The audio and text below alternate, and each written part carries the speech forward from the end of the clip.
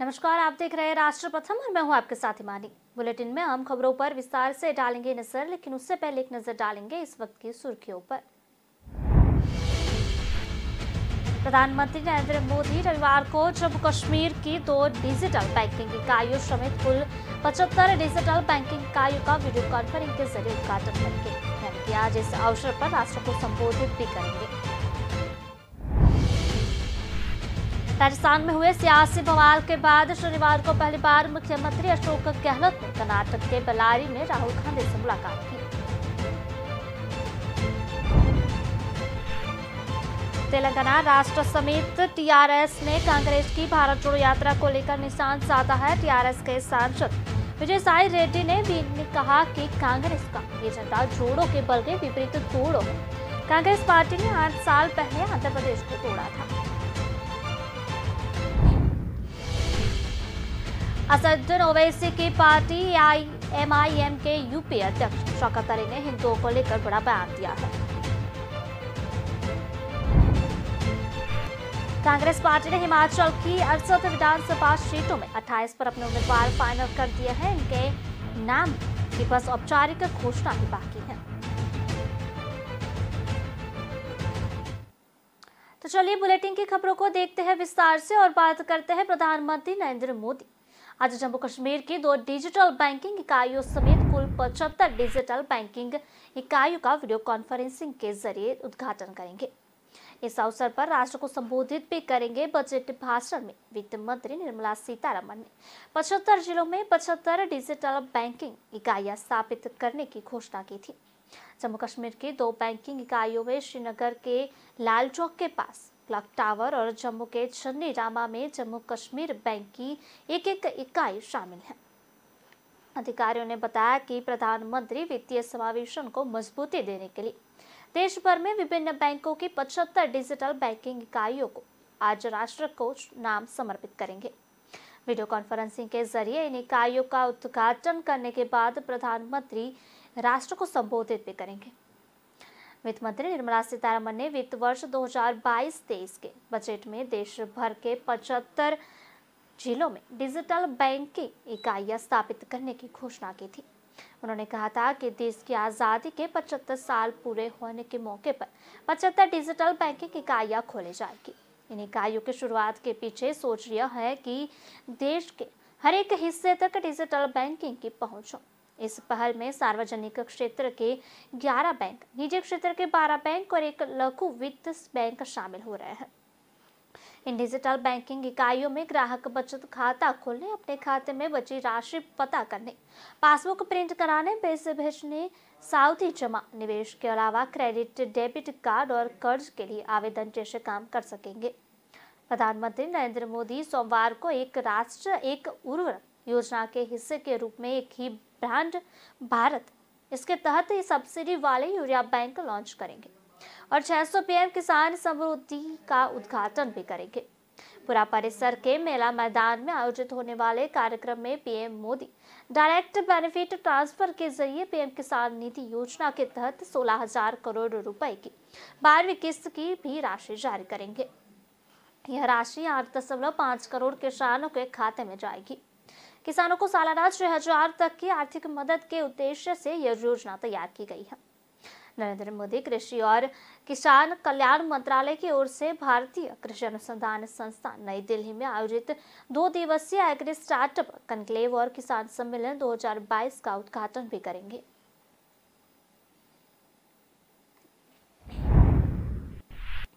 मुख्यमंत्री योगी आदित्यनाथ रविवार को यानी कि आज अटा रहे हैं वहां जिले में विकास की रफ्तार परखेंगे। यहाँ उनके कई कार्यक्रम तय किए गए हैं। मुख्यमंत्री योगी अलीगढ़ से सुबह 9:55 जहार तापी योजना में हेलीकॉप्टर से पहुंचेंगे। वहीं 10:15 पर परियोजना का निरीक्षण करेंगे। 10:35 पे विभिन्न विकास परियोजनाओं का शिलान्यास और लोकार्पण करेंगे। साथ ही विभिन्न योजनाओं के लाभार्थियों को प्रमाण पत्र भी वितरित करेंगे। मुख्यमंत्री सुबह 11:55 पर मानपुर पहुंचेंगे। यहाँ सीवर ट्रीटमेंट प्लांट का लोकार्पण करेंगे। वहीं 12:30 बजे निर्माणाधीन मेडिकल कॉलेज का भवन का निरीक्षण भी करेंगे।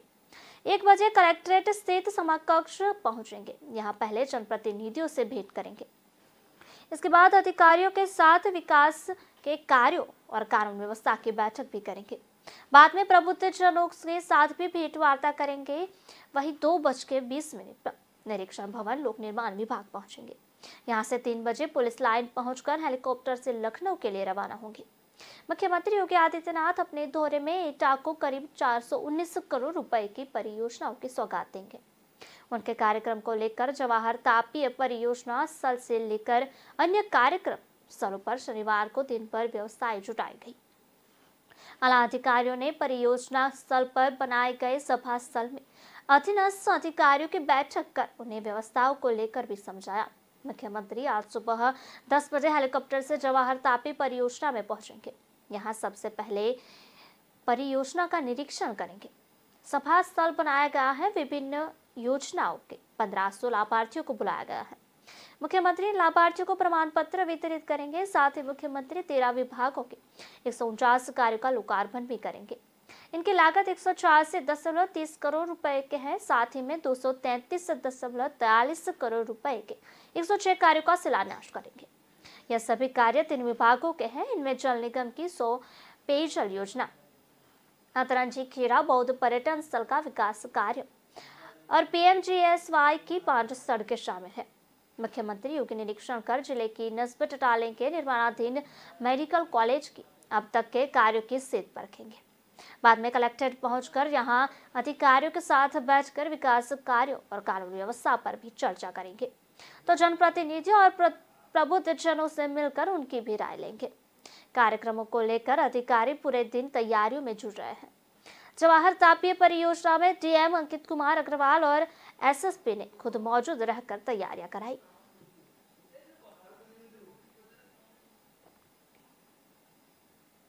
बात करते हैं राजस्थान में हुए सियासी बवाल के बाद शनिवार को पहली बार मुख्यमंत्री अशोक गहलोत ने कर्नाटक के बेल्लारी में राहुल गांधी से मुलाकात की। गहलोत ने राहुल गांधी के साथ बैठकर राजस्थान के सियासी हालात और पार्टी के विवाद पर फीडबैक भी दिया। सूत्रों के अनुसार गहलोत ने 25 सितंबर को विधायक दल की बैठक में नए CM के चयन का अधिकार हाईकमान पर छोड़ने का प्रस्ताव पारित नहीं होने के पूरे प्रकरण पर सफाई दी है। सोनिया गांधी से मिलकर माफी मांगने और विधायकों की भावनाओं के बारे में भी राहुल गांधी को बताया है। गहलोत ने राहुल को समर्थक विधायकों के अचानक प्रस्ताव पारित करने के नाम से बागी तेवर अपनाने पर वही लाइन ली है जो सोनिया गांधी को सफाई और माफी मांग कर ली थी। राहुल गांधी इस पूरे घटनाक्रम के समय भारत जोड़ो यात्रा में ही थे। माना जा रहा है कि गहलोत ने औपचारिक रूप से राहुल से आज पूरे घटनाक्रम पर बात की। राजस्थान के सियासी घटनाक्रम के बारे में गहलोत ने राहुल गांधी को फीडबैक भी दिया। इस मुलाकात के बाद गहलोत ने बेल्लारी में राहुल गांधी की सभा में हिस्सा लिया। सभा में गहलोत ने राहुल गांधी की जमकर तारीफ करते हुए भारत जोड़ो यात्रा के जरिए इतिहास बनाने वाला बताया। राजस्थान के विवाद के बाद गहलोत पहली बार राहुल गांधी की भारत जोड़ो यात्रा में शामिल हुए हैं।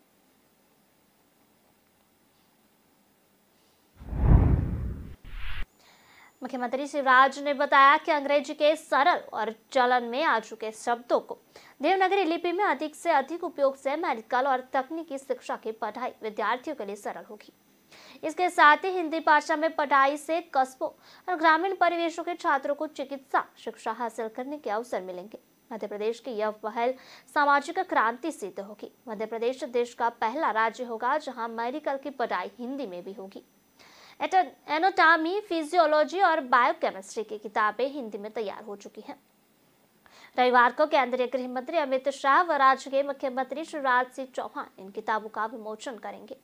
शनिवार को हिंदी की व्यापकता एक विमर्श। इस कार्यक्रम के दौरान शिवराज सिंह ने बताया कि प्रधानमंत्री नरेंद्र मोदी का संकल्प है कि मेडिकल और इंजीनियरिंग की पढ़ाई मातृभाषा में होनी चाहिए।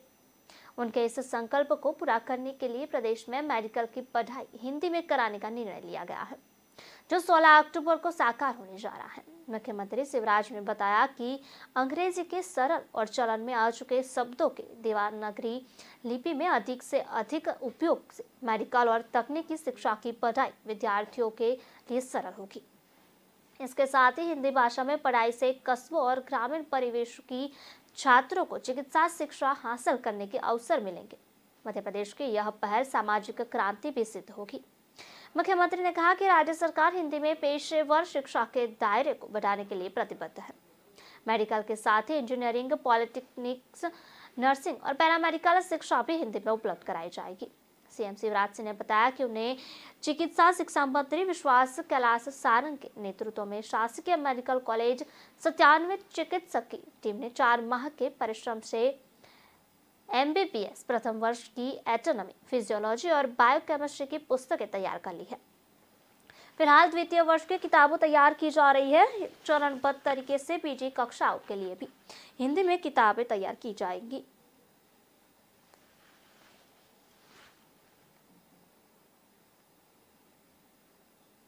तेलंगाना राष्ट्र समिति यानी कि TRS ने कांग्रेस की भारत जोड़ो यात्रा को लेकर निशान साधा है।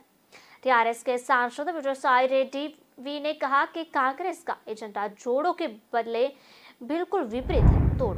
कांग्रेस पार्टी ने 8 साल पहले आंध्र प्रदेश को तोड़ा था। मालूम हो कि कांग्रेस की भारत जोड़ो यात्रा अब आंध्र प्रदेश पहुंची है। जैसा कि कांग्रेस की भारत जोड़ो यात्रा आंध्र प्रदेश में प्रवेश कर चुकी है, लोग अब राहुल गांधी को याद दिलाए कि कांग्रेस की जोड़ो का मतलब तोड़ो है। कांग्रेस पार्टी 8 साल पहले आंध्र प्रदेश को तोड़ी थी। आंध्र प्रदेश में कांग्रेस के लिए अब कुछ नहीं है। हालांकि रेड्डी के आरोपों पर कांग्रेस नेता जयराम रमेश ने प्रतिक्रिया दी है। जयराम रमेश ने कहा कि TRS प्रमुख और तेलंगाना के वर्तमान मुख्यमंत्री चंद्रशेखर राव ने खुद ही तत्कालीन कांग्रेस नीति केंद्र सरकार को पत्र लिखकर आंध्र प्रदेश को विभाजित करने की मांग की थी।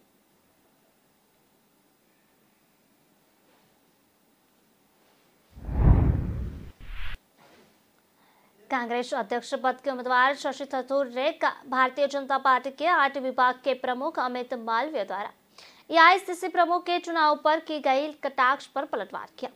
उन्होंने कहा कि हम अपने आंतरिक मतभेदों को आपस में ही हल करने में पूरी तरह से सक्षम हैं और कांग्रेस अध्यक्ष पद के चुनाव में उनकी भागीदारी की कोई आवश्यकता नहीं है।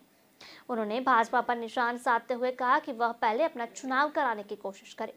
मालूम हो कि मालवीय ने कांग्रेस पर निशान साधते हुए ट्वीट किया था, जिसमें उन्होंने कहा था कि आखिरकार AICC के उम्मीदवार थरूर को आभास हो रहा है कि कांग्रेस अध्यक्ष के चुनाव में कोई समानता नहीं है। यह एक प्रकार का मजाक है। थरूर को उचित विवरण के साथ प्रतिनिधियों की सूची प्रदान नहीं की गई है। उन्होंने आगे कहा कि कांग्रेस प्रदेश अध्यक्ष इस चुनाव में खड़गे को लेकर काफी उत्साहित है। हालांकि थरूर के लिए उत्साह नहीं दिख रहा है।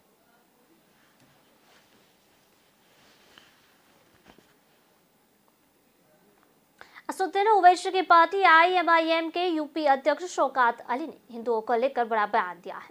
उन्होंने कहा कि मुसलमान 2 शादी करता है और दोनों बीवियों को सम्मान के साथ रखता है, उनके बच्चे को अपना नाम देता है, जबकि हिंदू एक ही शादी करता है और 3 नाजायज औरतें रखता है। उनके नाजायज बच्चे होते हैं और उसके बाद बिना माँ बाप के वो बच्चे अपराध करते हैं। शौकत ने कहा, जो लोग मुसलमान को कमजोर समझते हैं वो जान ले कि हम कोई मूली, गाजर और प्याज नहीं है जो आप हमें काट देंगे। जो साधु बयान दे रहे हैं वो अगर मुसलमान का गुस्से वाला चेहरा देख लेंगे तो डर जाएंगे। हालांकि शौकत अली के खिलाफ केस दर्ज हो गया है। दरअसल प्रदेश अध्यक्ष शौकत अली शुक्रवार देर रात संभल पहुंचे थे। वह मोहल्ला चौधरी सराय में चेयरमैन पद के दावेदार चौधरी मुशील खां के लिए सभा को संबोधित कर रहे थे। यह सभा चौधरी मुखिर खां के घर के पास की गई थी, जहां उन्होंने ये बातें बोली। शौकत अली ने कहा कि अब तक मुसलमान बहुत सुन चुका है, लेकिन अब वो बोलेगा और दूसरे सुनेंगे। मुसलमानों को टारगेट करना बहुत आसान है। जब भी बीजेपी कमजोर होती है, हमें बीच में लेकर आ जाती है। कभी ये हम लोगों के बच्चों की संख्या को टारगेट करते हैं, तो कभी हमारी शादियों को लेकर बयान देते हैं। उन्होंने आगे कहा, हम ज्यादा शादी करते हैं तो सारी बीवियों को समाज में इज्जत भी दिलवाते हैं। सभी बच्चों को अपना नाम आधार कार्ड, राशन कार्ड में दर्ज भी करवाते हैं। उन्हें छोड़ नहीं देते हैं। हिंदू एक शादी करके 3 के साथ संबंध रखता है और किसी को नहीं बताता है। अपने नाजायज बच्चे को छोड़ देता है, वही बच्चे नारे लगाते हैं, मारपीट करते हैं। ये लोग अपने ऐसे बच्चों को कभी अपना नाम नहीं देते हैं।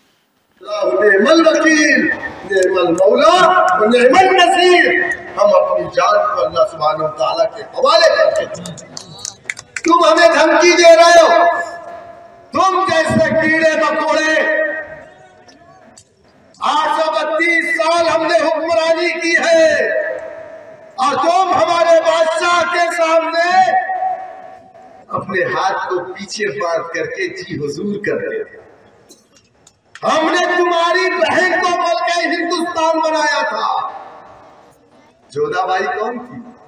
हमने तो कभी भेदभाव नहीं किया ना। हमसे बड़ा सेकुलर कौन है? अरे अकबर ने शादी किया जोधाबाई से, तो जोधाबाई को मलका हिंदुस्तान बनाया। खबरों का सिलसिला लगातार जारी रहेगा। मिलते एक छोटे से ब्रेक के बाद। रात के 2 बजे, दिन के 12 बज गए। Say goodbye to the 1950s की टेक्नोलॉजी वाले memory foam mattress को। Meet India's first and only smart grid mattress. इसकी patented technology, there's softness that relaxes your pressure points and firmness that supports your back. Memory foam है बकवास। The Sleep Company mattress is log on to the sleepcompany.in. दिल का परिंदा उड़ चला, अंदाज अपना मन चला, खुद की तो सुन ले, जी भर के जी ले, रुकना ना तू अब ठहर। Lyra, anytime, anywhere.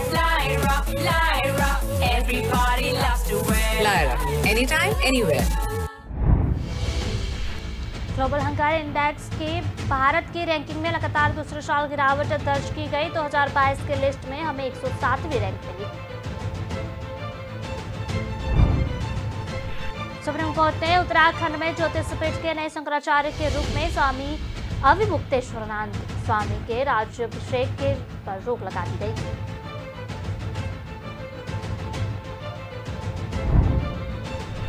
छत्तीसगढ़ में एक 30 साल की महिला खिलाड़ी की मौत हो गई।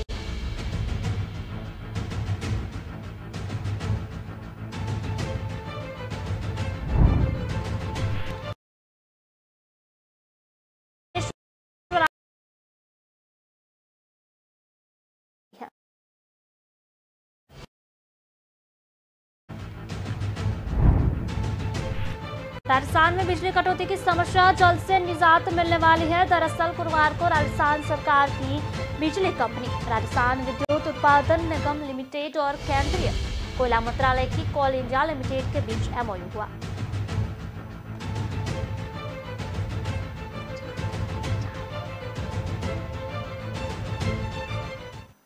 बात करते हैं मुजफ्फर में पूर्व केंद्रीय मंत्री मेनका गांधी के खिलाफ मुकदमा दायर किया गया है।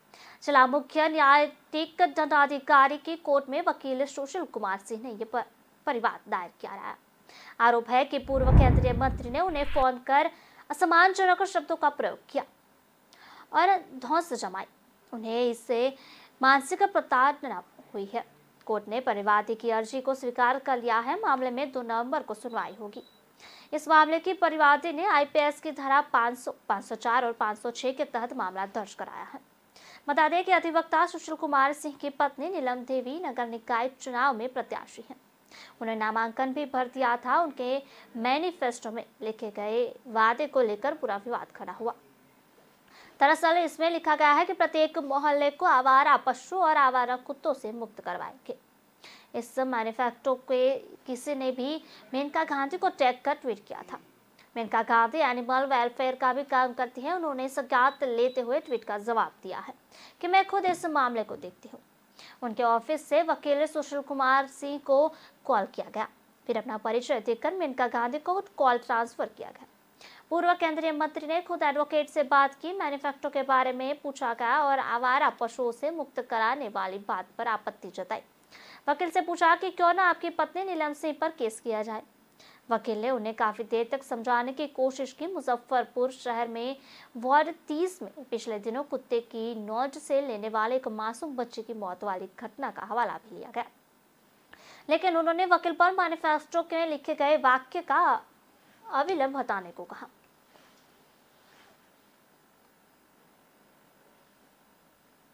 कांग्रेस पार्टी ने हिमाचल की 68 विधानसभा सीटों में 28 पर अपने उम्मीदवार फाइल कर दिए हैं।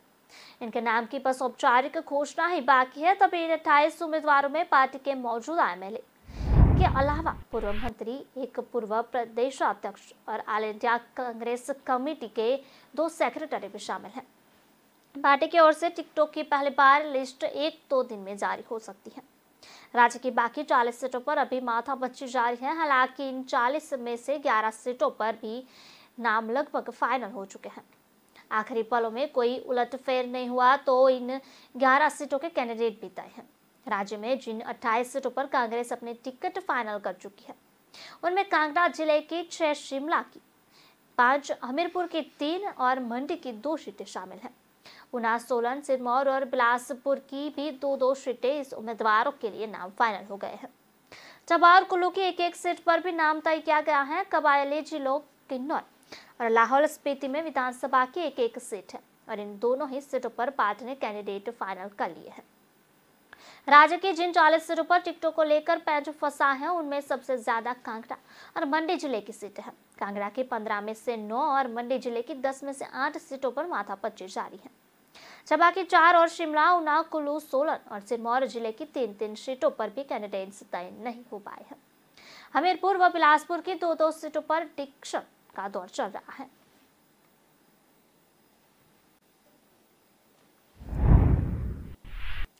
प्रवर्तन निदेशालय यानी कि ईडी ने पश्चिम बंगाल में कथित शिक्षक भर्ती घोटाले के सिलसिले में गिरफ्तार टीएमसी विधायक और पश्चिम बंगाल के बोर्ड ऑफ प्राइमरी एजुकेशन के पूर्व अध्यक्ष मानिक भट्टाचार्य के कार्यालय की तलाशी ली। इससे पहले अक्टूबर को ईडी ने मानिक भट्टाचार्य को गिरफ्तार किया था। गिरफ्तार विधायक बंगाल शिक्षा बोर्ड के पूर्व अध्यक्ष भी रह चुके हैं। ईडी ने यह कार्रवाई मानिक से लंबी पूछताछ के बाद की थी। पूरा मामला प्राथमिक शिक्षकों की नियुक्ति में अनियमितताओं से संबंधित है। ईडी की टीम ने मानिक भट्टाचार्य से 10 अक्टूबर को पूछताछ शुरू की थी। लंबी पूछताछ के दौरान जांच में सहयोग न करने के आरोप में उनकी गिरफ्तारी हुई। इसके बाद उन्हें कोर्ट में पेश किया गया। कोर्ट ने उन्हें 14 दिन की हिरासत में भेज दिया था। सीबीआई ने भी इस मामले में 27 सितंबर को टीएमसी विधायक को पूछताछ के लिए तलब किया था, लेकिन वे जांच एजेंसी के सामने हाजिर नहीं हुए थे। सीबीआई के समन के बाद विधायक ने सुप्रीम कोर्ट का दरवाजा खटखटाया था, लेकिन इसके बाद शीर्ष अदालत ने अगले आदेश तक सीबीआई की गिरफ्तारी से उन्हें छूट प्रदान की थी। हालांकि ताजा गिरफ्तारी ईडी ने की थी। इससे पहले ईडी ने इस मामले में पश्चिम बंगाल के तत्कालीन उद्योग मंत्री और पूर्व शिक्षा मंत्री पार्थ चटर्जी और उनकी करीबी अर्पिता मुखर्जी को भी गिरफ्तार किया गया था।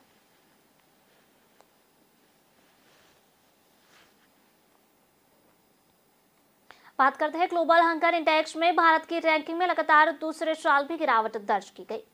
2022 के लिस्ट में हम 107वीं रैंक मिली थी, वहीं पिछले साल भारत में 101 नंबर पर था।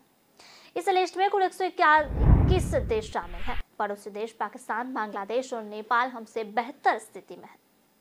पाकिस्तान की रैंकिंग 99, बांग्लादेश की 84, नेपाल की 81 और श्रीलंका की 64 में है। सिर्फ अफगानिस्तान ही 109वीं रैंक के साथ भारत से बीच है। बीते 2 सालों में भारत की पोजीशन में 13 अंकों की गिरावट आई है। 2019 में हम 94 की रैंक पर थे। इस सूची में 17 देश एक साथ टॉप पर आए हैं। हमें चीन, तुर्की और कुवैत शामिल है। इनका ग्लोबल हंगर इंडेक्स स्कोर 5 से कम है। कांग्रेस सांसद पी चिदम्बरम ने रिपोर्ट का हवाला देते हुए केंद्र सरकार पर निशान साधा है। उन्होंने ट्वीट किया है कि 2014 में मोदी सरकार के 8 साल के दौरान हमारा GHI स्कोर खराब हो गया है। माननीय पीएम कुपोषण, भूखमरी और बच्चों में स्टंटिंग और वेस्टिंग जैसे मुद्दों पर कब बात करेंगे। पिछले साल ग्लोबल हंगर इंडेक्स में 100 के पार रैंक जाने के बाद भारत सरकार ने इस रिपोर्ट पर सवाल उठाए थे। सरकार ने इसे जमीनी हकीकत से बिल्कुल अलग बताया था। सरकार ने दावा किया था कि इस इंडेक्स को तैयार करने में जो मेथोडोलॉजी इस्तेमाल की गई है वह साइंटिफिक नहीं है।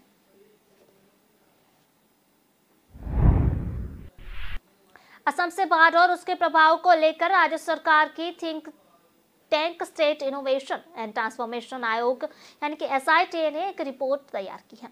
तैयार ग्रामीण असम और वहां के लोगों की आजीविका पर बाढ़ के प्रभाव शीर्षक वाले इस रिपोर्ट को शनिवार को असम के सीएम हिमंता बिस्वा शर्मा ने जारी किया। इस रिपोर्ट में बाढ़ के प्रभाव और उससे पैदा हुई समस्याओं के निराकरण के लिए सरकार द्वारा किए जा रहे उपायों के बारे में बताया गया है।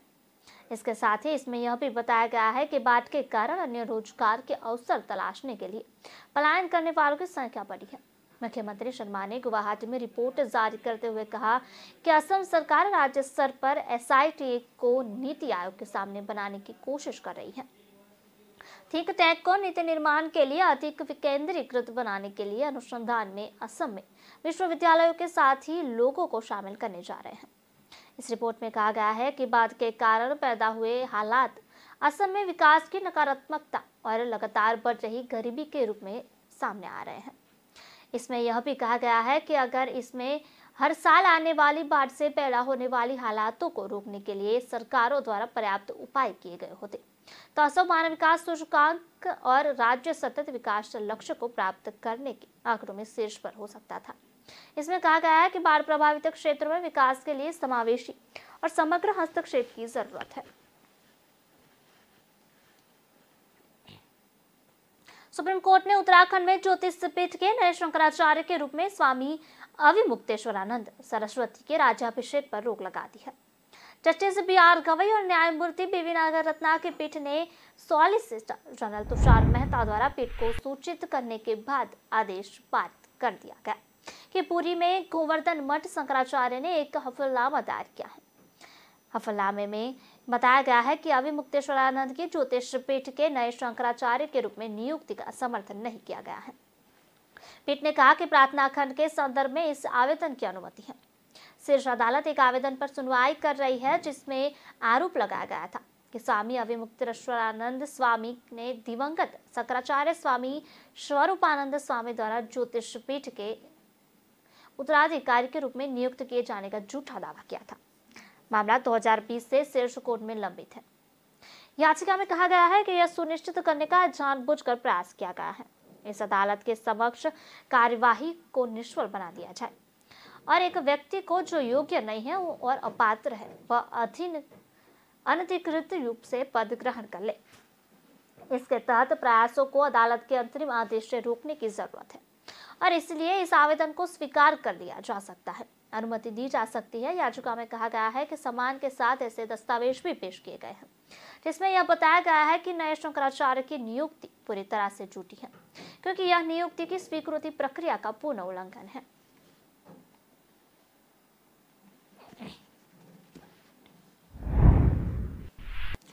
योग गुरु बाबा रामदेव ने कहा कि शाहरुख का बेटा ड्रग्स लेता पकड़ा गया, वो जेल गया। सलमान भी ड्रग्स लेता है, आमिर लेता है या नहीं ये पता नहीं।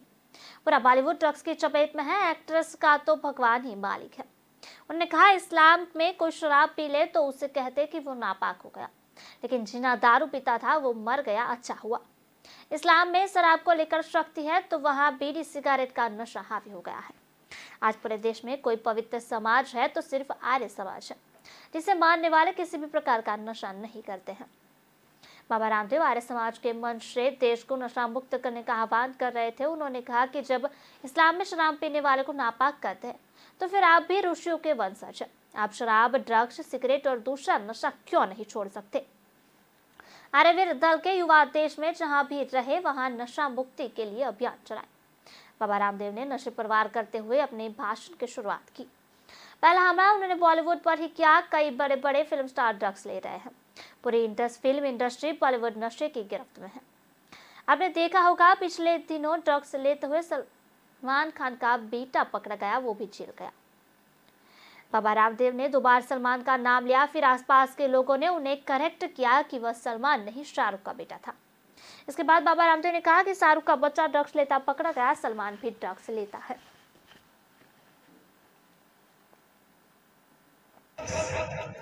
बड़े बड़े स्टार्स, कहीं पिछले दिनों आपने देखा सलमान खान का बच्चा ड्रग पार्टी में ड्रग पीता पीता फिर कितने दिनों जेल की हवा खा कर क्या शाहरुख खान का बच्चा ड्रग ले रहा था। सलमान ड्रग लेता है, आमिर का पता नहीं, न जाने कितने बड़े बड़े जिनको फिल्म स्टार बोलते हैं और एक्ट्रेस का तो भगवानी मालिक है। चारों तरफ ड्रग्स इंडस्ट्री के अंदर, फिल्म इंडस्ट्री के अंदर, बॉलीवुड के अंदर ड्रग्स, पॉलिटिक्स में ड्रग्स, चुनाव के समय दारू बाटी रखते और अलग अलग तरह के नशे। बुलेटिन में समय हो चला है ब्रेक का। ब्रेक के बाद देखते हैं खबरों को रफ्तार से।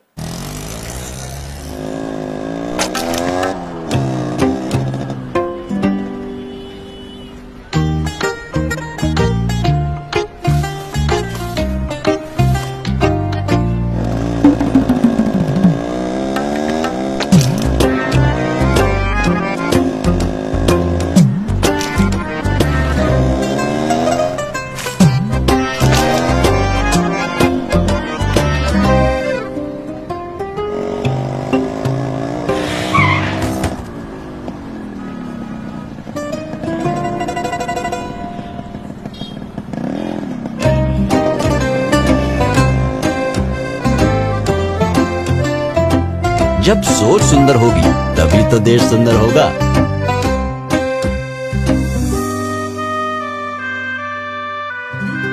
JSW Paints, think beautiful। America के हवाई में दुनिया के सबसे बड़े और एक्टिव ज्वालामुखी मौना लोआ में शुक्रवार को यानी कि 14 अक्टूबर को 5.0 तीव्रता के भूकंप के झटके महसूस किए गए हैं। वैज्ञानिकों का कहना है कि अब ये ज्वालामुखी बहुत जल्द अशांत हो गया है। यूएस जियोलॉजिकल सर्वे के मुताबिक ज्वालामुखी में एक के बाद भूकंप के झटके महसूस किए गए हैं। सबसे पहले 4.6 की तीव्रता का भूकंप आया। इससे 24 सेकंड बाद जबरदस्त 5.1 की तीव्रता का भूकंप आया। हवाई को वॉल्केनो ऑब्जर्वेटिव के बयान मुताबिक भूकंप का केंद्र पहला शहर में दक्षिण में था।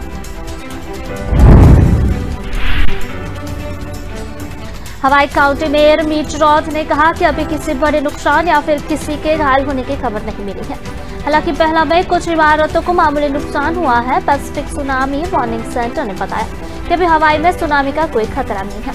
मौना लोआ ने अभी ज्वालामुखी फटा नहीं है, लेकिन वैज्ञानिक ज्वालामुखी पर करीबी नजर बनाए हुए हैं। अधिकारियों ने लोगों की सेफ्टी को देखते हुए उन्हें सुरक्षित जगहों पर जाने की अपील की है।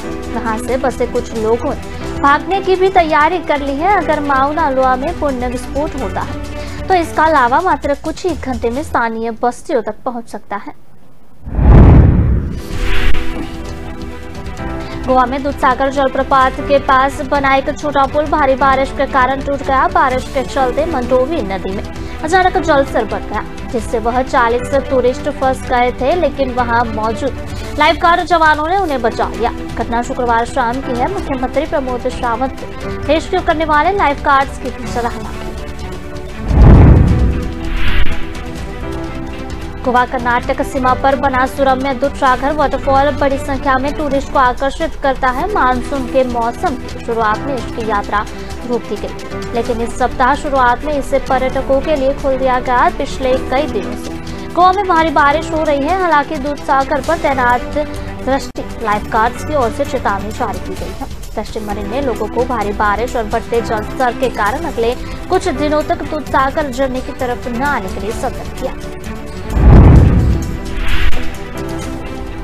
जेडीयू के राष्ट्रीय अध्यक्ष ललन सिंह ने प्रधानमंत्री नरेंद्र मोदी पर एक बार फिर से जोरदार हमला बोला है। उन्होंने पीएम मोदी के लिए आपत्तिजनक भाषा का इस्तेमाल किया। ललन सिंह शुक्रवार को पटना स्थित जेडीयू कार्यालय में एक मिलन समारोह में कार्यकर्ताओं को संबोधित कर रहे थे। ललन सिंह ने इस बयान के बाद बिहार की सियासत गरमाने की संभावना बढ़ गई। भाजपा इसे मुद्दा बना सकती है। ललन सिंह ने कहा कि प्रधानमंत्री नरेंद्र मोदी बहरूपिया है। बहरूपिया जैसे 12 दिन में 12 रूप दिखाता है, वैसे ही मोदी भी ठीक वैसे हैं। मगर पिछड़े समाज के लोगों के बीच आकर इनका चेहरा बेनकाब हो गया है। वे घूम घूम कर खुद को पिछड़ा वर्ग बताते हैं, जबकि वे वास्तविक में पिछड़ा ही नहीं है। ललन सिंह ने कहा कि मोदी गुजरात के मुख्यमंत्री बनने के बाद अपनी जाति को पिछड़ा वर्ग में शामिल कर दिया है, इसलिए वे वास्तविक में ओबीसी ही नहीं है।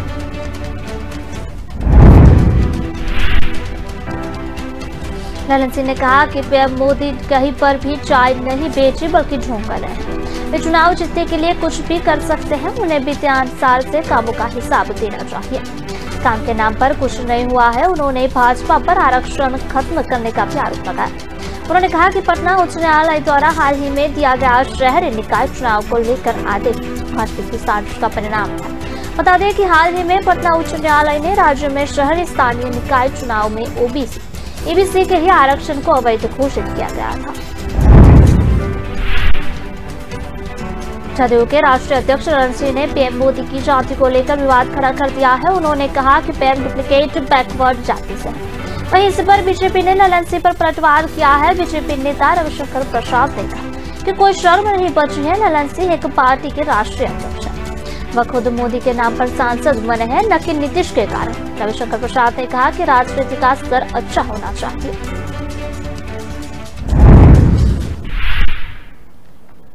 दरअसल जेडीयू के राष्ट्रीय अध्यक्ष ललन सिंह ने पीएम मोदी पर हमला बोलते हुए उनकी जाति को लेकर बुरा आरोप लगाया है। उन्होंने कहा कि पीएम मोदी खुद को अति पिछड़ा वर्ग यानी कि ईबीसी जाति बताते हैं, लेकिन मैं बता दूं कि गुजरात में अति पिछड़ा नहीं पिछड़ा वर्ग है और ये पिछड़ा वर्ग में भी नहीं थी।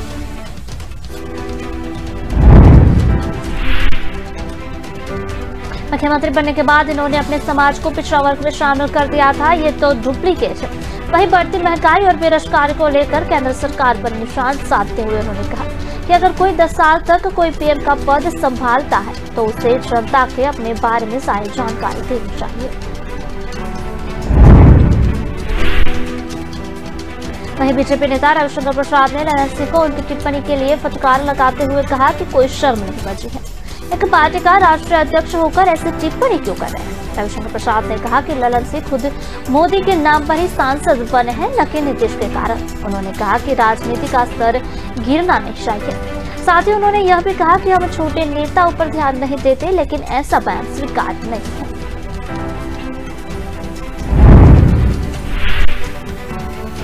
पाकिस्तान के बलूचिस्तान प्रांत में हाईकोर्ट के पूर्व चीफ जस्टिस की गोली मारकर हत्या कर दी थी। हमलावरों ने शुक्रवार को खारन जिले में एक मस्जिद से बाहर मोहम्मद नूर मस्कनज़ई को गोली मारी। खारन एसपी ने बताया हमले में मस्कनज़ई बुरी तरह से घायल हो गई। इसके बाद उन्हें अस्पताल लाया गया, जहां इलाज के दौरान उन्होंने दम तोड़ दिया। मस्कनज़ई ने अपने ऐतिहासिक फैसले में रिबा यानी कि ब्याज आधारित बैंकिंग को शरिया के खिलाफ बताया था।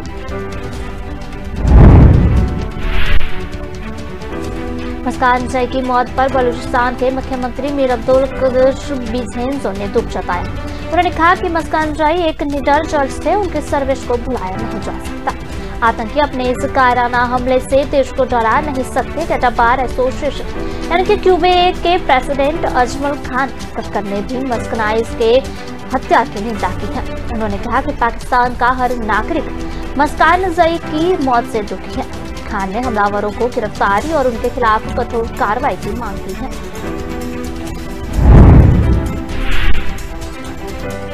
बलूचिस्तान में शुक्रवार को एक कार में किए गए विस्फोटों में 3 लोगों की मौत हो गई थी, जबकि 4 लोग घायल हुए थे। यह हमला मस्तंग जिले के काबुल इलाके में एक लोकल लीडर की गाड़ी में किया गया। पिछले कुछ महीनों में पाकिस्तान में सुरक्षा व्यवस्था को लेकर कई सवाल खड़े हुए हैं। पाकिस्तान के स्टेट लॉ मिनिस्टर शहादत हुसैन ने भी आतंकी हमले बढ़ाने की बात कही। Pakistan institute for conflict and security studies की रिपोर्ट के मुताबिक अगस्त की तुलना में सितंबर में आतंकी हमले बढ़े हैं। अरुणाचल प्रदेश के 2 युवक बैटलियन टिकरो और बेंग सोमन करीब 2 महीने से लापता है। इनके परिवारों को शुक है कि अरुणाचल चीन बॉर्डर पर चीनी सैनिकों ने उन्हें बंधक बना लिया है। दोनों युवक जिले के कोइलियाज कब्जे पे रहने वाले हैं और मेडिसिनल प्लांट्स की तलाश में 19 अगस्त को निकाले थे। इन्हें आखिरी बार 24 अगस्त को देखा गया था। इसके बाद से इनकी कोई खबर नहीं मिली है।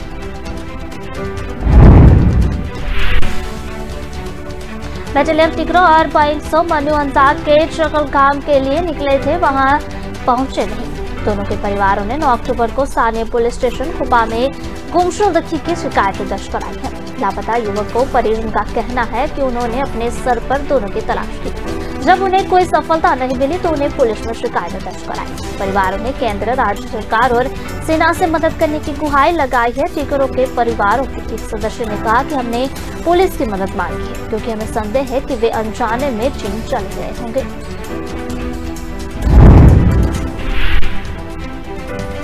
पुलिस का कहना है कि दोनों की तलाश के लिए सर्च ऑपरेशन शुरू कर दिया गया है। अंजाक के एसपी राइके कांति ने कहा कि जड़ी बूटियों की तलाश में जंगलों में जाना आम बात है।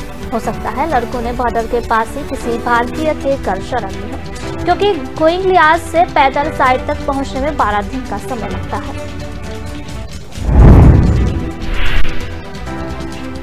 पाली नगर परिषद ऑडिटोरियम हॉल में शनिवार सुबह शॉर्ट सर्किट प्लग से लगी आग से लाखों रुपए का ऑडिटोरियम जल गया। सीलिंग टूटकर नीचे गिर गई। हॉल की सारी सीटें, स्टेज, दीवारों पर लगी लकड़ी की सीलिंग भी जलकर राख हो गई। आग बुझाने नगर परिषद और रिको की दमकलें जुट रही है। करीब 2.5 घंटे लग गए आग पर काबू पाने में। इस आग ने नगर परिषद के फायर सेफ्टी सिस्टम पर सवालिया निशान खड़े कर दिए हैं।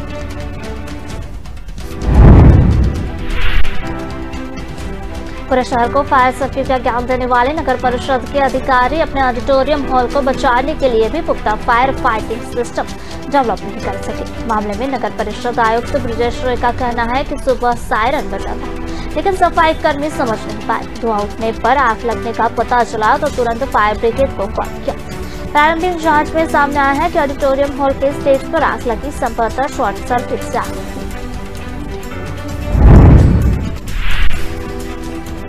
बता दें कि सुबह नगर परिषद ऑडिटोरियम हॉल से धुआं उठता देख बड़ी संख्या में लोग मौके पर पहुंचे। हॉल में लगी आग के कारण छत की सीलिंग टूटकर नीचे गिर चुकी थी। दरवाजों तक आग की लपटें पहुंच रही थी। मौके पर नगर परिषद और रीको के दमकल कर्मी आग बुझाने में जुट नजर आए। इधर आग लगने की खबर मिलने पर नगर परिषद सभापति रेखा भाटी, आयुक्त ब्रजेश रॉय सहित कई पार्षद मौके पर पहुंचे। आग ज्यादा न फैले इसलिए फर्स्ट फ्लोर के कांच को पत्थर मार तोड़ डाला। सूचना पर पुलिस कर्मी भी मौके पर पहुंच गए थे। आग पर काबू पाने में करीब 2.5 घंटे तक का समय भी लग गया।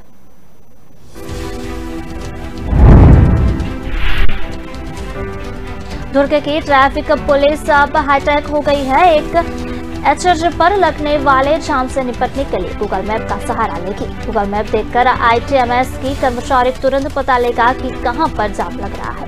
वहां तुरंत पुलिस पहुंचेगी और जाम को रिलीज करवाएगी।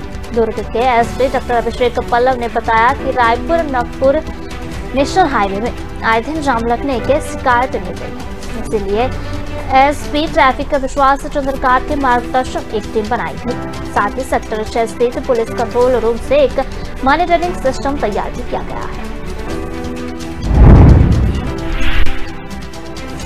ट्रैफिक डीएसपी सतीश ठाकुर और अनीश सारथी की टीम आईटीएमएस के टीम के साथ मिलकर जाम करेगी। काम करेगी और यह टीम गूगल मैप के माध्यम से नेशनल हाईवे की निगरानी करेगी। आईटीएमएस के कर्मचारी गूगल से तुरंत यह पता लगा लेंगे कि नेशनल हाईवे अंजोरा से कुम्हारी मार्ग में कहां जाम की स्थिति बन रही है। यह टीम 24 घंटे इस मार्ग की निगरानी रखेगी। आईटीएमएस के कर्मचारी ने बताया कि गूगल मैप से जब वह नेशनल हाईवे की मॉनिटरिंग करेंगे तो नीली, ऑरेंज और लाल रंग उन्हें यह बताएगा कि यहाँ पर यातायात की क्या स्थिति है। यही सड़क में नीला रंग दिख रहा है तो इसका मतलब यातायात सामान्य रूप से संचालित है। वहीं जब कहीं पर ऑरेंज कलर दिख रहा है तो उसका मतलब है कि यातायात थोड़ा रुका हुआ है, धीमी गति से चल रहा है। अगर मैप में लाल कलर दिखाई देगा तो पुलिस तुरंत अलर्ट हो जाएगी और इसका मतलब है कि वह यहाँ पर यातायात की जाम स्थिति है। सतलुज यमुना लिंक नहर का निर्माण शुरू करने के लिए हरियाणा सरकार के प्रस्ताव को पंजाब के मुख्यमंत्री भगवंत मान ने सिरे से नकार दिया। उन्होंने कहा कि नहर का काम शुरू करने का कोई सवाल ही पैदा नहीं होता क्योंकि पंजाब के पास हरियाणा को देने के लिए एक बूंद भी पानी नहीं है।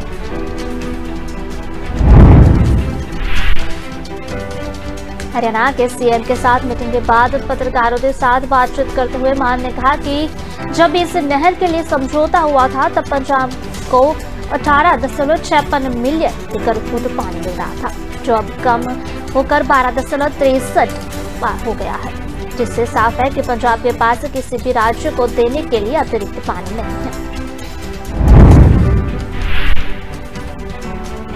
मुख्यमंत्री मान ने कहा कि हरियाणा को सतलुज, यमुना और अन्य नहरों से 14.10 पानी मिल रहा है, जबकि पंजाब को केवल 12.63 MFA पानी मिल रहा है। उन्होंने कहा कि हरियाणा के पास कम क्षेत्रफल होने के बावजूद पंजाब की अपेक्षा अधिक पानी मिल रहा है, लेकिन फिर भी वह पंजाब की ओर से पानी की मांग कर रहा है। भगवंत मान ने कहा कि ऐसे में हरियाणा को पानी कैसे दिया जा सकता है जबकि हमारे पास अपने खेतों के लिए भी पानी नहीं है।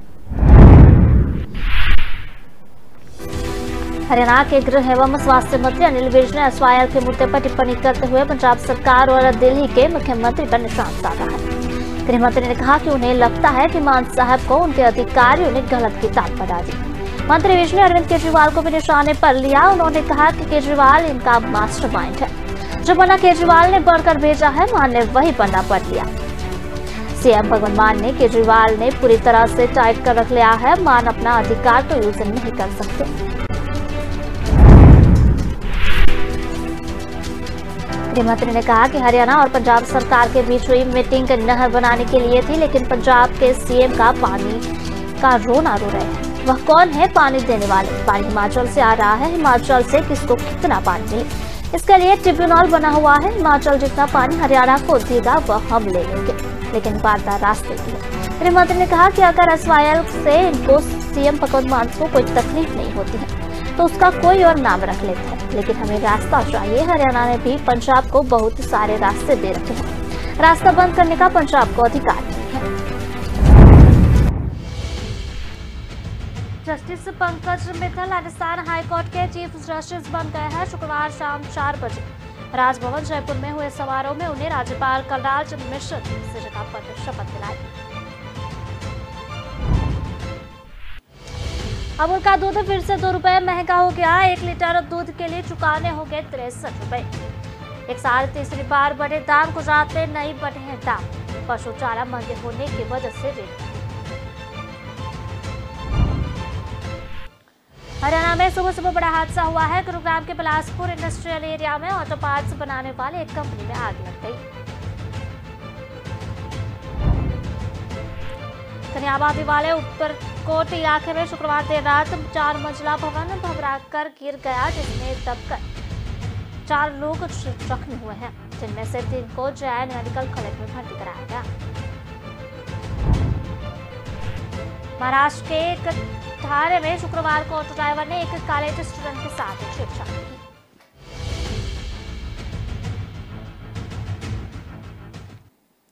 छत्तीसगढ़ ओलंपिक आयोजन के दौरान खेले जा रहे कबड्डी मैच में 31 साल की महिला खिलाड़ी की मौत हो गई। कोटागांव की रहने वाली आदिवासी महिला मैच के दौरान ही मैदान पर बेहोश होकर गिर गई थी। भारतीय जनता पार्टी और महिला के परिजन अब स्थानीय प्रशासन पर आरोप लगा रहे हैं। कहा जा रहा है कि समय पर एम्बुलेंस नहीं मिलने की वजह से महिला की मौत हो गई। मामला कोटागांव जिले की मांझी बौर मैदान का है। 14 अक्टूबर को यहां छत्तीसगढ़ ओलंपिक का आयोजन किया गया था। गांव की महिला शांति मंडावी यहां कबड्डी खेलने के लिए पहुंची थी। खेलते खेलते शांति अचानक बेहोश हो गई। वही मैदान पर ही गिर पड़ी। भागकर घर वाले शांति के करीब आए और आनन फानन में उसे जिला अस्पताल लेकर पहुंचे। शांति के पति उमेश मंडावी ने कहा कि जिला अस्पताल वालों ने महिला को रायपुर भेजने की बात कह दी।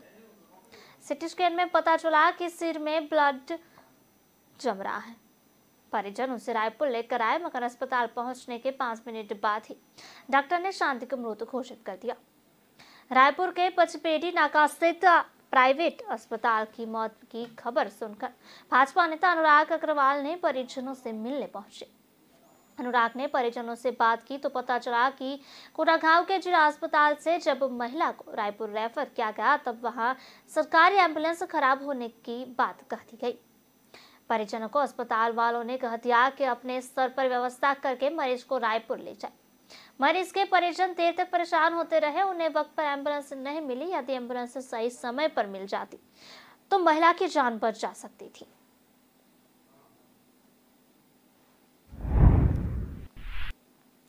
रूस की मिलिट्री बेस में 2 हमलावरों ने गोलीबारी कर दी है। इस घटना में 11 लोगों की मौत हो गई है, जबकि 15 लोग घायल हो गए हैं। रूसी रक्षा मंत्रालय ने इसे आतंकवादी हमला बताया है। उन्होंने बयान जारी कर कहा है कि दक्षिण पश्चिमी रूस के बेलगोरोड क्षेत्र में शूटिंग हुई, जो यूक्रेन की सीमा से लगती है। सरकार की तरफ दोनों बंदूकधारियों के बारे में पूरी जानकारी नहीं दी गई है, लेकिन बताया गया है कि ये हमलावर पूर्व सोवियत राज्यों के थे। मंत्रालय ने कहा कि सैन्य फायरिंग रेंज पर गोलियां चलाई गई। जवाबी कार्रवाई में दोनों आतंकवादी मारे गए। दरअसल ये वही मिलिट्री बेस है जहां यूक्रेन से लड़ने वाले नागरिकों को ट्रेनिंग दी जा रही थी। मारे गए लोग भी यूक्रेन से युद्ध लड़ना चाहते थे। रूस के राष्ट्रपति व्लादिमीर पुतिन ने नाटो की सेना को चेतावनी देते हुए कहा था कि अगर सीधे तौर पर उनकी सेना रूस के सैनिकों से टकराती है तो इससे वैश्विक तबाही हो सकती है। मुझे उम्मीद है कि नाटो ऐसा कोई कदम नहीं उठाएगा, इससे वैश्विक शांति भंग हो। वे शुक्रवार को कजाकिस्तान की राजधानी अस्ताना में एक प्रेस कॉन्फ्रेंस को संबोधित कर रहे थे।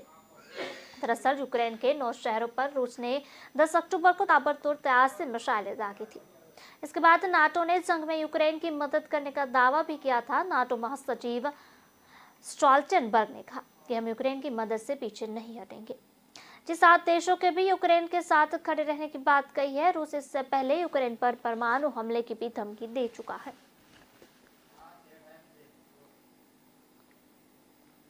सुप्रीम कोर्ट ने उत्तराखंड में स्वामी अभिमुक्तेश्वर आनंद के ज्योतिष पीठ के शंकराचार्य के रूप में पट्टाभिषेक पर रोक लगा दी है। न्यायमूर्ति बी आर गवई और न्यायमूर्ति बीवी नागरत्ना की खंडपीठ ने रोक का आदेश जारी कर दिया गया।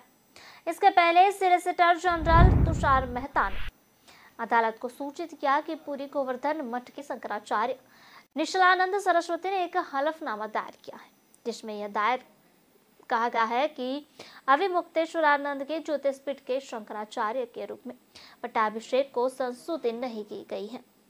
इस पर खंडपीठ ने रोक की मांग को लेकर स्वीकार कर लिया। सुप्रीम कोर्ट के समक्ष स्वामी वासुदेवानंद सरस्वती की ओर याचिका दायर की गई थी कि स्वामी अविमुक्तेश्वरानंद ने गलत तरीके से यह दावा किया है कि उन्हें स्वामी स्वरूपानंद सरस्वती के निधन के उपरांत उनके उत्तराधिकारी के रूप में ज्योतिष पीठ का शंकराचार्य नियुक्त किया गया है।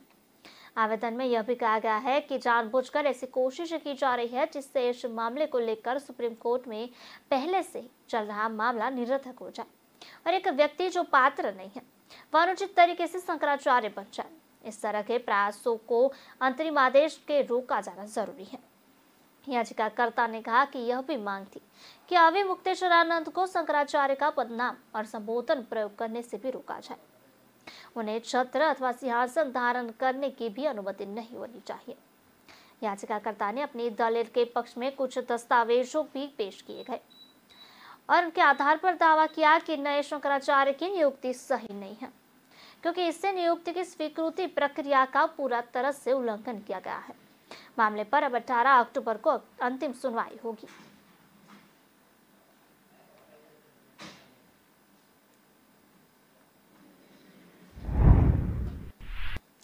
यह अच्छा हुआ कि प्रधानमंत्री ने कानून मंत्रियों को सम्मेलन में कहा कि न्याय मिलने में देरी सबसे बड़ी चुनौती में से एक है, लेकिन यह बात पहले भी न जाने कितनी बार कही जा चुकी है।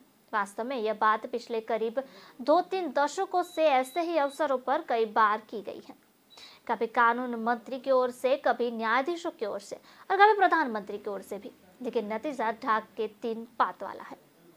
समस्या की चर्चा करते रहने का तभी कोई औचित्य नहीं है जब उसका समाधान भी निकले। दुर्भाग्य से यही नहीं हो रहा है, और वह भी तब जब न्याय में देरी के कारण सभी अवगत है, न्यायपालिका भी और कार्यपालिका के साथ विधायक भी।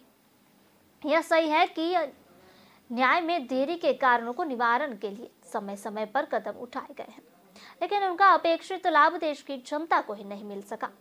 पुराने कानूनों को खत्म करने की पहल हो या फिर लोक अदालतों और फास्ट ट्रैक अदालतों को गठित करने की, ऐसे उपाय अभिष्ट की पूर्ति में सहायक नहीं बन गए हैं। इसलिए क्योंकि न्याय देने की प्रक्रिया में व्यापक बदलाव की मांग पूरी करने की दिशा में आगे नहीं बढ़ा जा रहा है। इसी के चलते तारीख पर तारीख का सिलसिला कायम है, और इसी तरह यह भी एक यथार्थ है कि जो सरकारें न्याय में देरी को लेकर चिंतित होती रहती हैं, वही सबसे बड़ी मुकदमेबाज बनी हुई है। आखिर सरकारें अपनी जनता को अदालतों में क्यों घसीटती हैं?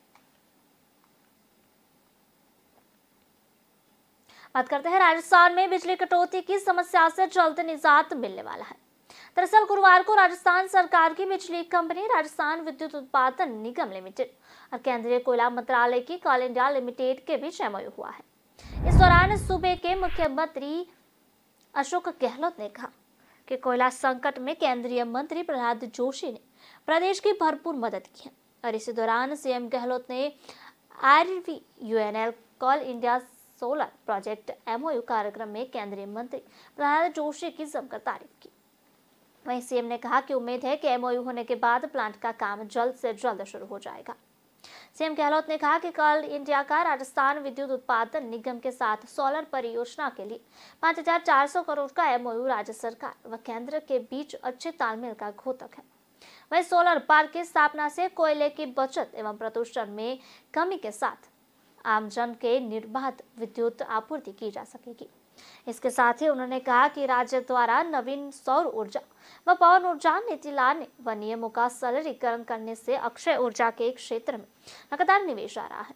साथ ही इन्वेस्ट राजस्थान समिट में भी सबसे ज्यादा एमओयू और ऊर्जा के क्षेत्र में ही साइन हुए हैं। वहीं राजस्थान सरकार ने हमेशा अक्षय ऊर्जा संसाधनों को प्रोत्साहन दिया है।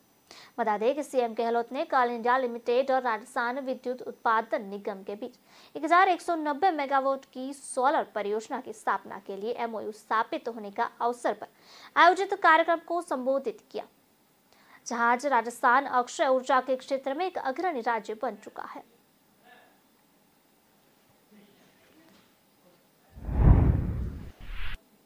कांग्रेस के राष्ट्रीय अध्यक्ष के चुनाव के लिए चुनाव प्राधिकरण द्वारा तय की गई गाइडलाइन की अनदेखी कर राजस्थान के मुख्यमंत्री अशोक गहलोत ने मल्लिकार्जुन खड़गे के लिए वोट मांगे हैं। गहलोत ने खड़गे को जीतने के लिए एक वीडियो संदेश इंटरनेट मीडिया पर वायरल किया है। संदेश में गहलोत ने कहा कि कांग्रेस अध्यक्ष वो हो जो अनुभव के साथ संगठन, नेताओं और कार्यकर्ताओं के साथ संपर्क रखता है। उनकी हैसियत ऐसी हो जो तमाम विपक्षी दलों से बातचीत कर सकता हो। केंद्र सरकार और भाजपा से अब हम सब दलों मिलकर संघर्ष करना है। अध्यक्ष ऐसा व्यक्ति बने जो सबको साथ लेकर चलने की क्षमता रखता हो। उनकी योग्यता देखकर हम उनके प्रस्तावक बने। गहलोत ने कहा, मैं उम्मीद करता हूं जो भी प्रतिनिधि हैं वो भारी बहुमत से खड़गे को कामयाब करेंगे। कामयाब होने के बाद ही वो हम सबका मार्गदर्शन भी करेंगे। कांग्रेस मजबूत होकर प्रतिपक्ष के रूप में भी सामने आएगी। खड़गे अनुभवी व्यक्तित्व के धनी है। 9 बार विधानसभा और 2 बार लोकसभा को मिलकर उनका 50 साल का अनुभव है। दरअसल अशोक गहलोत नामांकन के लिए समय खड़गे के प्रस्ताव बने थे। जस्टिस पंकज मित्तल राजस्थान हाईकोर्ट के चीफ जस्टिस बन गए हैं। शुक्रवार शाम 4 बजे से राजभवन जयपुर में हुए समारोह में उन्हें राज्यपाल का कलराज मिश्र ने सीजे पद की शपथ दिलाई। मित्तल राजस्थान हाईकोर्ट में 40वें चीफ जस्टिस है। उन्होंने हिंदी में पद की शपथ ग्रहण की। मुख्य सचिव उषा शर्मा ने जस्टिस मित्तल को शपथ दिलाने का आग्रह किया। जस्टिस पंकज मित्तल 8 महीने इस पद पर रहेंगे।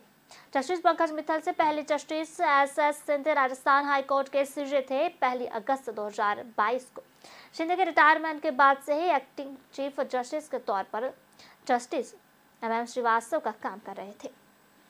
सितंबर 2022 के आखिरी सप्ताह में chief justice of India you Lalit की अध्यक्षता में हुई सुप्रीम कोर्ट कॉलेजियम की बैठक में जस्टिस पंकज मित्तल का ट्रांसफर जम्मू कश्मीर हाईकोर्ट से राजस्थान हाईकोर्ट में करने की सिफारिश की थी। इसके बाद केंद्रीय लॉ मिनिस्ट्री ने 11 अक्टूबर को जस्टिस पंकज मित्तल का तबादला राजस्थान हाईकोर्ट करने का आदेश निकाला।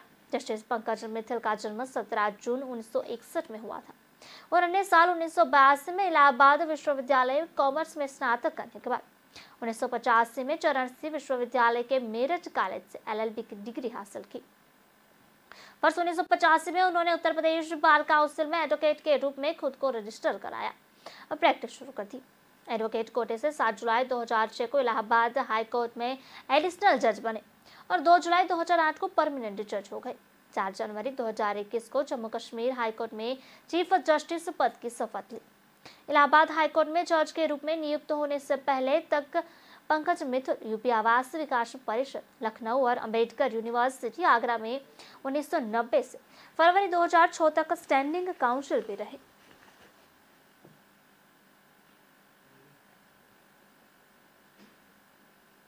फिलहाल खबरों में बस इतना ही। विस्तार से खबरें पढ़ने के लिए आप हमारी वेबसाइट का भी प्रयोग कर सकते हैं। हमारी वेब का पता है www.kalamkartavya.com। नमस्कार।